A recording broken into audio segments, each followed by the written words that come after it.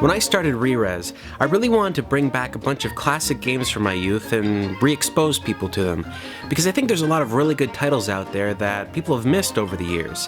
And to be honest, there's been a couple of titles that I've sort of been hesitant about going back to because I didn't remember them as well. And well, one of those games is Duel for the Sega Genesis.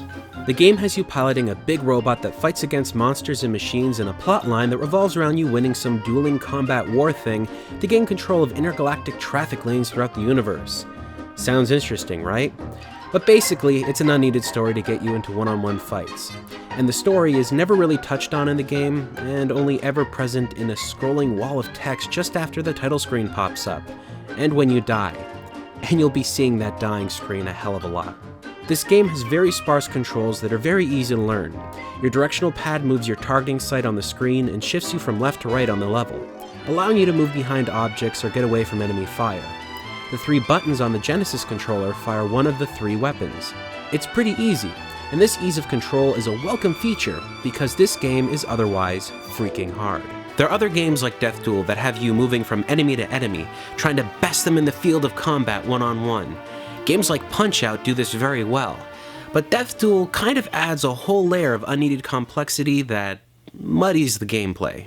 Sure, on the face of it, it looks like Punch-Out with rockets, and despite that sounding like it would be awesome, it's not the experience you think you might get. To begin with, you're running off of a limited supply of ammo. There is no melee attack, so if you run out of bullets, which is much easier than actually being killed by your opponent in battle, you automatically lose. And you only get 3 attempts to try again. And if you run out of all 3, you get a game over that sends you right back to the title screen. And these tries, by the way, do not regenerate with every new opponent. If you failed 3 times on one enemy, every opponent after has to be defeated on the first try, or it's game over. But if that wasn't enough, the game runs off a money system that gives you cash to purchase ammo for different kinds of weapons between every match. While you don't actually buy the weapons, you do buy very expensive ammo. And that ammo doesn't carry over match to match, even if you don't use it all up.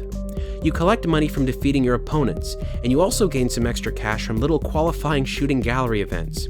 But if you fail those qualifying events, you will once again be greeted by the game over screen.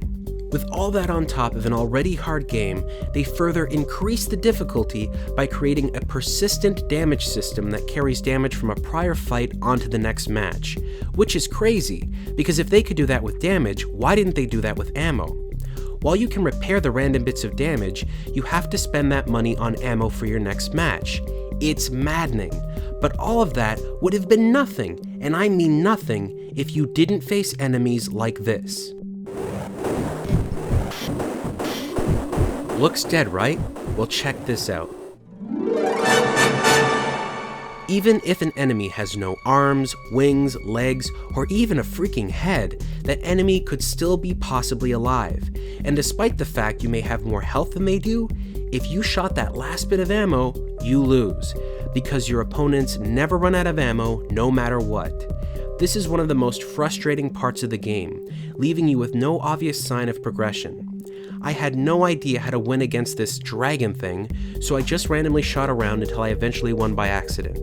This is a game I could possibly beat if I had enough time, but I simply don't want to. So it's not an impossible game. It can be beaten, but not by me.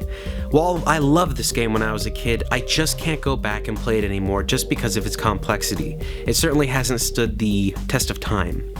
But of all the games I've played that have really offered a mech warrior combat and a robot type perspective, this one probably has the best controls of all of them. And next week, we're going to be looking at one that I think has the most complex controls ever in this genre, Steel Battalion on the Xbox. Stay tuned.